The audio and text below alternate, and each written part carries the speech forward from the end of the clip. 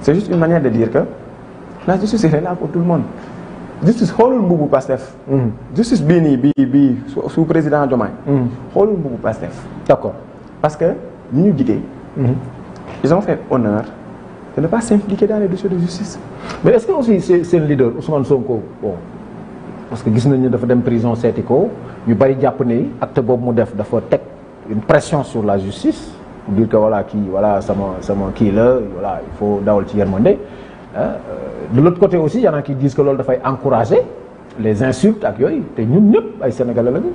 amuñu intérêt insultes yi bëri ci réseaux sociaux yi waxuma laa nag ci médias yi.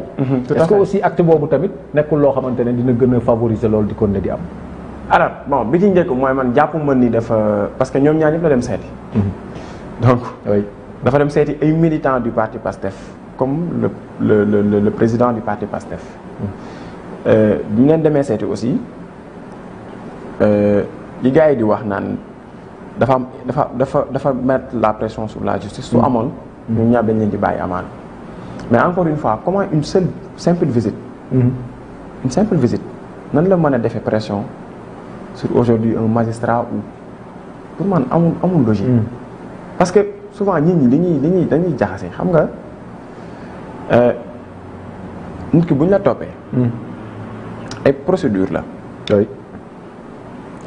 maanaam le juge qui vient juger moom ki muy juger jouru kii ba rek la koy gis.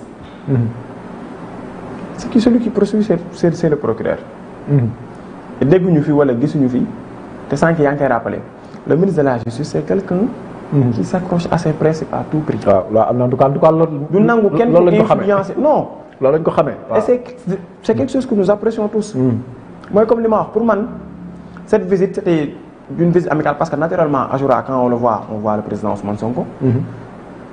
Quand il est arrêté. D'ailleurs avant même son arrestation. Ce sont des gens de PASTEF qui lui ont dit mais monsieur allez répondre à la justice parce que justice su wootee ñëppay wuy ji même Ousmane Sonko mal ak poids politique bi mu amoon ak yëpp. ak liñ ko tegoon ñëpp xam nañ teguwul ci dara. parce que justice wooyee dafa wuy ji. que ça soit Azoura ou quelqu'un d'autre. ñun ñëpp dañu war a wuyu. man loolu laa gëm li ma gëm li ñeneen di wax nag naan pour man ça c'est juste des avis politiques. Et bon comme li may wax rek man moom prison yéenewu ma ko kenn wax dëgg neex yàlla. parce que les peines privatives de liberté là. c'est quelque chose de très sérieux. mais nag nit ñi nañu conformé wu ci yoon. mooy dimbali. ñëpp. Et ça, j'en profite pour lancer un message aux membres de PASTEF. Si on va rendre service à ce régime actuel, nañu fexe ba ñu bañ ñu di dugal ci yenn détails yi. C'est important. waaw c'est important. nañu fexe ñu bañ ñu dugal ci yenn détails yoo xamante ni on les met mal à l'aise. parce que ñun ñoo leen fal. jox leen ay prérogatives yàkkamti leen. nous devons les aider à gouverner. D'accord. Moussa loolu appel bu am solo la ñu jeexale ak benn question pour actualité bi mooy la visite du premier ministre en Côte d'Ivoire à Abidjan lan lañ ci mën a tukkee lan lañ ci mën a xaar ci li ci tukkee ci coopération bilatérale entre ñaari réew yi. non bon déjà bi ci njëkk mooy nous savons tous que la Côte d'Ivoire est quand même une puissance économique au niveau déjà africaine. Au niveau de l'Afrique de l'Ouest c'est quelqu'un qui a une représentativité bu am solo. Et je pense qu'il y a des travaux qui ont été entamés entre les deux gouvernements, le Premier ministre Ousmane Sonko et le Premier ministre ivoirien, par rapport à des comme ni ngay wax des kii yoo xamante ni war nañ ko signer. que ce soit bilatéral ou multilatéral. mais li ci ëpp solo mooy je pense que ni l'intégration africaine en tout cas bi ñuy woote lu ñu gëm la. te collaboration africaine entre le Sénégal et la Côte d'Ivoire c'est déjà dans l'intérêt de toute l'Afrique de l'Ouest parce que ñun ñëpp gis nañ Afrique de l'Ouest jamono tension yi fi am gis nañ aussi comment l'AES aussi est sorti de la CEDEAO. Il y a tous ces points yoo xamante ni Sénégal pour man c'est le Sénégal est le pays qui doit faire la transition entre ces deux mouvements là et naturellement la Côte d'Ivoire qui est une figure représentative de l'unité africaine. Sénégal am na yu bëri yoo xamante ni ñun ak Côte d'Ivoire ñoo ko bokk.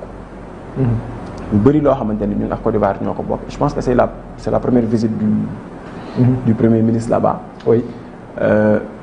Pour déjà raffermir les liens qui existaient mais surtout éventuellement renforcer la coopération, oui. Discuter sur des points qui viendront s'ajouter à la collaboration qui existe déjà.